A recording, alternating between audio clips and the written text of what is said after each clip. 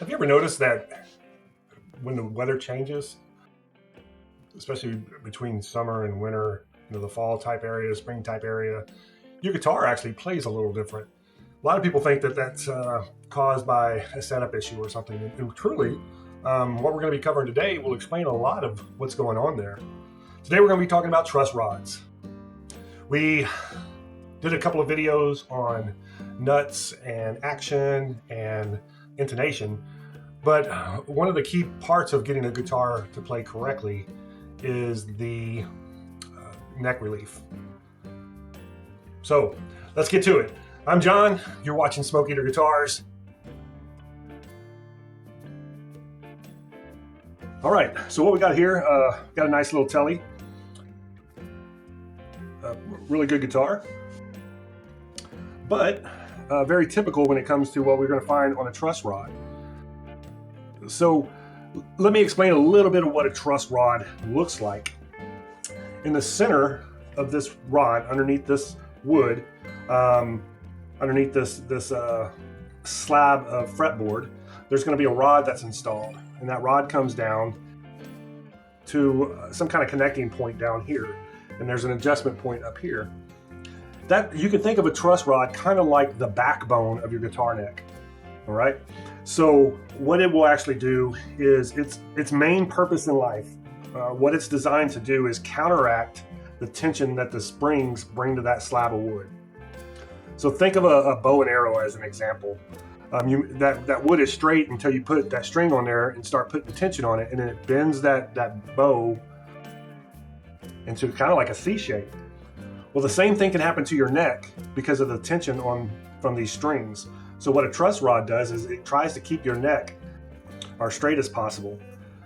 So if when we're describing the words relief, what that means is that we're going to release some of the counteraction of that truss rod. What I mean by that, if you add in relief, it allows that neck to bow a little bit. If you take relief off, it straightens that neck back out and even back bows that neck a little bit. What you want is just a little bit of relief in your neck. It's not a whole lot. And that will keep your strings, if your board is super straight, what that will do is whenever you fret a string, it allows that, if it's super straight, it'll start buzzing more on your other frets. So your strings buzz a little bit more. If you put too much relief in there, the same thing happens. Especially whenever you try to fret something in the middle of the neck, you'll get a lot of buzzing because of the bow.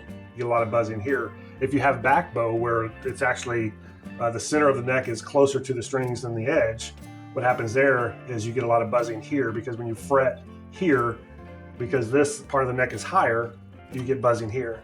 So if you fret here and you get buzzing, that's too much relief.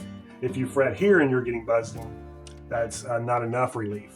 So I hope that makes sense to you guys. There's other things obviously that can create buzzing, like your action being set too low, your nut slots being cut wrong. So there's a lot of things to check.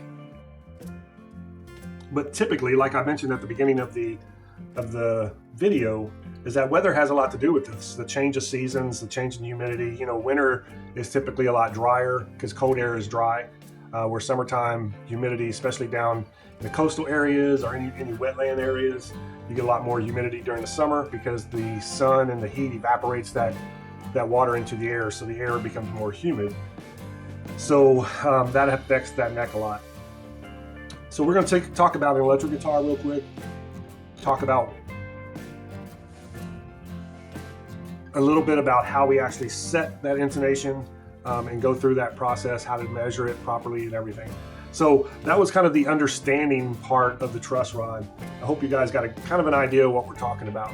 So anytime I do a setup, part of that setup, once I replace the strings, or actually I do this prior to also, I check the action, the relief and all that prior to changing the strings.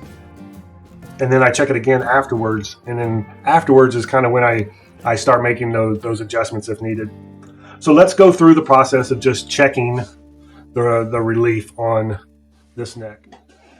All right, when you're checking the relief, normally I do this in the playing position, but today I'm going to do it on the bench so you can kind of see what I'm doing a little bit better than what you could see if it was in my playing position. So just remember, we would be doing this in the playing position if we're doing it as a final set. So what we'll need, you're going to need a capo on the front, on the first fret here. I put the capo on. You're going to need a set of filler gauges. Remember, I highly recommend these Music Nomad little equipment care kit. This is kind of the measuring tool kit. It has everything that you truly need to do a setup and adjustment. So highly recommend this. Part of this is this neck relief gauge. What I like about these filler gauges, they're actually marked. This is your electric guitar. This would be your acoustic guitars. This would be your classical guitars. Now I do play very low when it comes to action. So when I set my neck relief on my guitars or any guitar that wants low action, a 5, even a 0.05 or 0.06 action, I will use the 8 and the 10.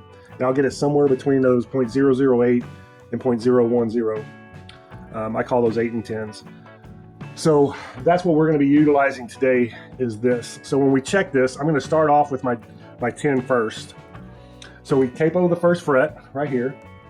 Then we go to where the body meets the neck. And this is different depending on which guitar it is. But I'm going to go right here about to this fret right here. I'm going to hold that down. And then what you see is because we capoed here and I'm holding it at the other fret, that creates a very straight line of string. So then where we'll want to go is about halfway down that. What I find is about the 6th fret works really well. And I'm going to measure the gap between the fret and the string.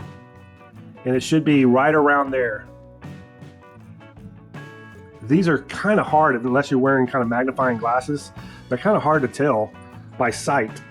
So I do a lot of this by feel. We're going to get the 0.008 out and do the same thing. So the 10, when I did this 10, the 0.010 on the 6th fret, when I'm holding down at where the guitar meets the neck, put it on that 6th fret, it's just right on it. I mean, dead on. In fact, probably just a little bit too much relief here, which is good because now we have an opportunity to adjust it. So that's where you want to measure at. If you're doing like normal string height, like a 0.06, 0.07 is where you play, you can actually go to 0.006 and with no buzzing. And that's almost a straight neck.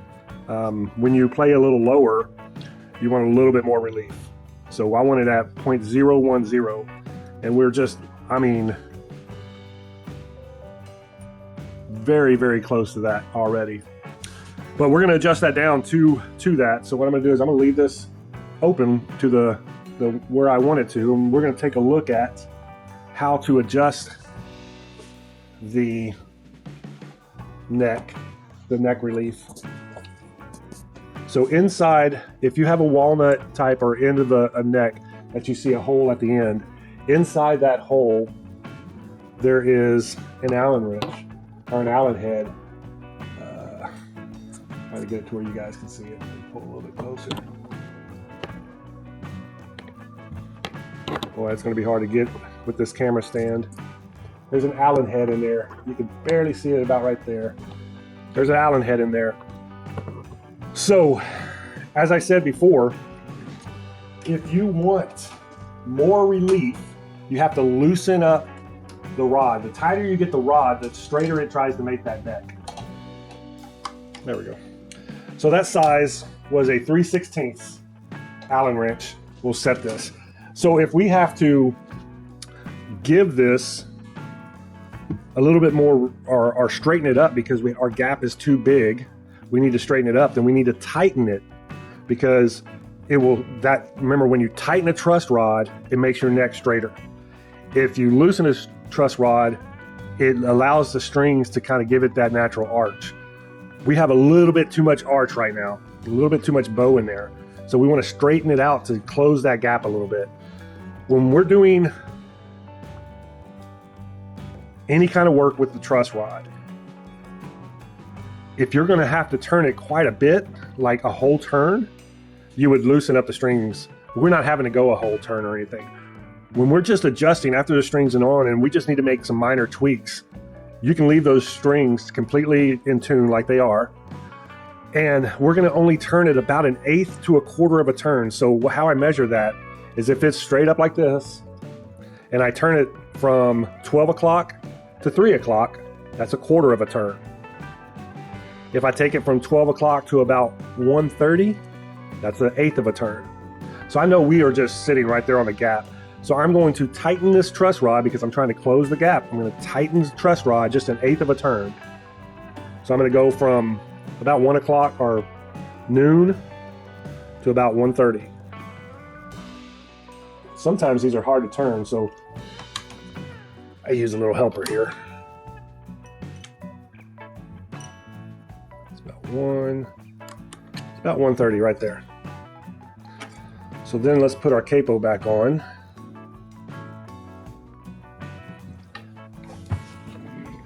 I'm going to just measure this off camera real quick.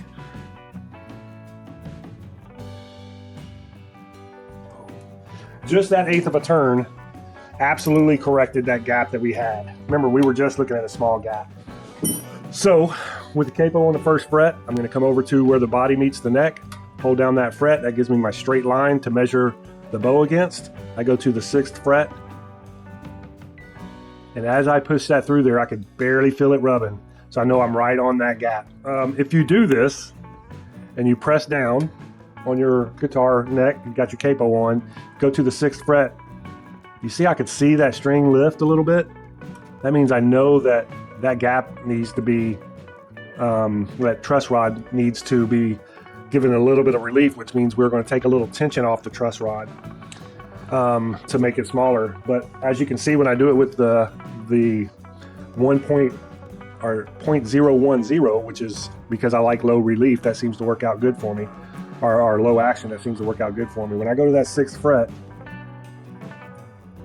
I don't see that string moving at all. So I am good, and I can actually feel a little bit of rubbing. So I'm good. Remember, this adjusting your neck is part of a balancing act on a guitar. So when you do a setup, a complete setup, I would always recommend, first things before you, with the strings in normal tension, tune, first thing that I normally do is measure that neck relief. All right. I'll measure that neck relief to see where we are. If you're going to go from, let's say, an 8 or a 9 gauge string set to a higher gauge, let's say it's a 10, 11, or 12, those higher gauge strings put more tension against this neck. It pulls more from here to your bridge. So it will pull that wood and give it more relief because it's got more tension on it. The lower, if I lower my strings, it does the opposite. It will allow that neck to kind of want to straighten out. And so you may have to add some. So if you're going from like an 8 or a 9 to a 10, 11, or 12, if you're changing the gauge of strings, after you change the strings, come back, and I promise you're going to have to straighten that neck out a little bit because those higher strings, those higher gauge strings, are going to put more tension. If you're opposite and going from a higher gauge like a 12, 11, 10 back down to a 9, 8, they even make 7s, they don't pull as much. So you're going to have to add some relief to it by loosening the neck a little bit to give it that natural gap that you need. And that's going to be your typical how to set a neck relief. Remember, what we don't do is we don't try to straighten or adjust that neck if it's a nut issue. We don't try to adjust that neck if it's a saddle issue. We're adjusting the neck because it's a neck issue, but it's a balancing act, right? Like I said earlier. So first thing I'll do is I'll check my relief on my neck, and if that's good, go to my nut. I check my nut heights, and make sure they're all adjusted right. And then I check my action to see if that's adjusted right. I know if it's a brand new guitar and the action is set at a 7, but the player wants it at a 5, right? Or the player wants to go from a set of 8s to a set of 12s. I know I'm gonna have to adjust that neck. But just because I'm buzzing, or just if its action's too high, I'm not gonna try to fix that issue by changing the neck relief. The neck relief is just part of a larger, broader setup system. So let's take a look at a different style of truss rod, and I'll show you that there's not much difference from that and this. Remember, typically you will find your nut or your neck adjustment here. It may have a plate over the top of it with 3 little screws or 2 screws on it. I'll show you one of those. It may be open like this one. It may be an acoustic guitar. It may be an electric guitar. But if you have the adjustment here, you adjust it here. All right, so let me show you something a little bit different. I just happen to have a neck off of a guitar right now. So it's great, great example. So here's the headstock. It doesn't have a hole here, right? So how do I adjust the neck relief on a guitar that doesn't have a relief adjustment there? Well, you're gonna have to start looking at the base of the neck. The relief on this guitar is set here. So, and it's set with a specialty tool. Although it's slotted like a flathead screwdriver, and certainly you can use a flathead screwdriver on this, they actually make a specialty tool so you can adjust it. And it's like a flathead screwdriver. But again, you want to give it a little bit of relief, give it a little bit of bow, you loosen it. You want to tighten or straighten that neck, you tighten it. All right. So that is kind of the vintage style truss rod for a Fender guitar, is at that base right there. All right. So keep that in mind when I show you this next guitar. We're going to bring in the ballroom brawler here, because she's got a lot to teach us on this subject. Let's take a shot at the headshot first. What are your first impressions? My first impressions is, hey, I need to adjust my nut. Or adjust my neck. I need to go here. That's wrong. That's a solid plug there. There's no hole in there. There's no Allen wrench adjustment in there. It's solid. So it's got a vintage adjustment at the base of the neck. So you see that little cutout on the pick guard and the body itself? That cutout is so I can get this tool in there and adjust it. So if I needed to give it a little bit of relief, I can get my tool in there and adjust it. So when Fender first put these together, this is the vintage style. When Fender first put these old newer guitars back then, when they created this, they didn't do this little cutout. And what you would have to do is unbolt the neck. You'd set everything, unbolt the neck if it needed relief, set your relief, have to rebolt the neck in, keep taking them on and off until you get it right. So players, that was a big complaint from the players when the guitars first came out. So the first try, or the first attempt of fixing the issue, was creating this cutout to get a tool in, and that's when these tools were invented, little screwdriver type tools, and that's how they set. And then a few years later, of course, they came out with the headstock adjustment.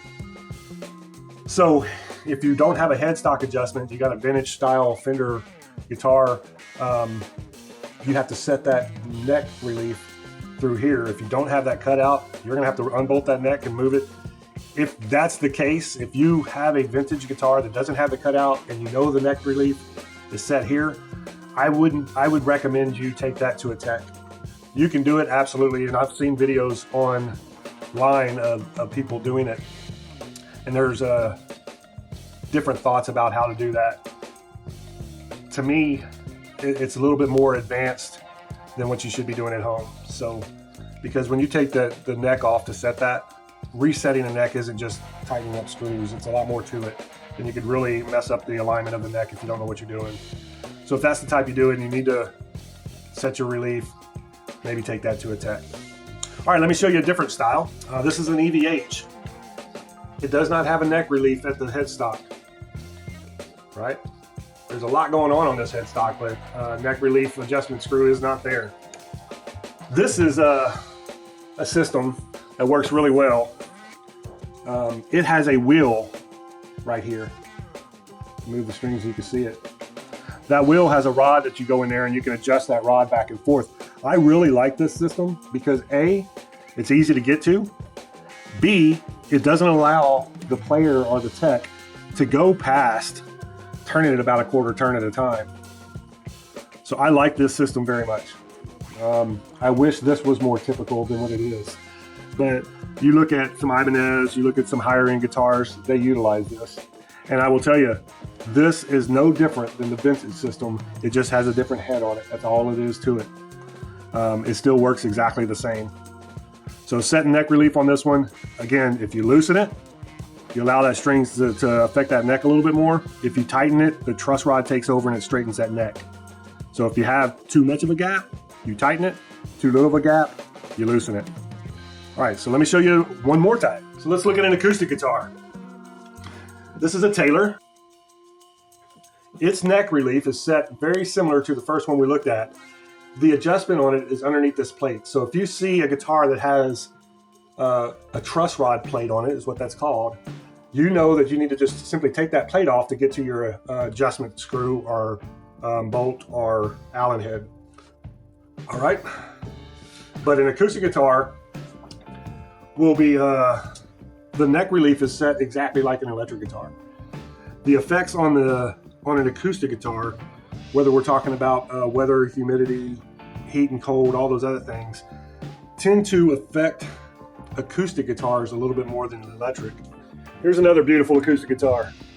So, do we adjust the neck here? Well, as you can see, there is no plate or no hole there to adjust the action at the headstock. So if you take a look underneath your strings, you can actually see where you adjust your head or your neck relief at through the hole here. But again, setting the relief is done exactly the same as you would on an electric guitar. You're just going to go through that hole there to set your neck relief. You're still going to measure and everything exactly the same. It's just going to be, that neck relief is going to be set there. All right, so that was it for today. So let's recap of what we talked about. In the intro, we talked about the neck relief. We talked about, it kind of being the backbone or the spine of your neck. And if you tighten the truss rod, you straighten the neck. If you loosen the truss rod, you allow that bow to happen. Now there are dual action truss rods that we didn't talk about that I should be mentioning. What happens there is you can turn that nut enough to actually start creating a back bow by loosening.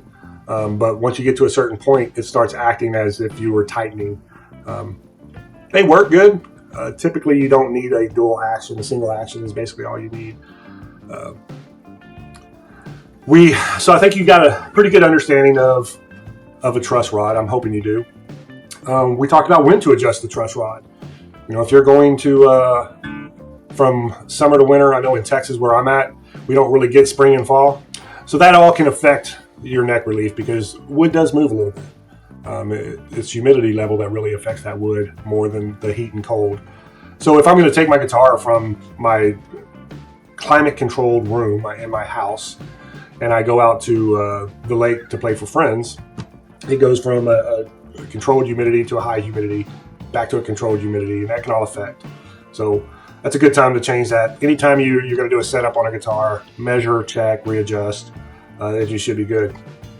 We talked about how to check the relief on the neck. I hope you got a better idea. Remember, if you don't have filler gauges, it's hard for you to check the relief. So don't try to check your relief. Don't try to adjust your relief unless you have some filler gauges. So that was the video for today. I hope you learned something. Remember, this is John with Smoke Eater Guitars. And together, We're going to save rock and roll one guitar at a time.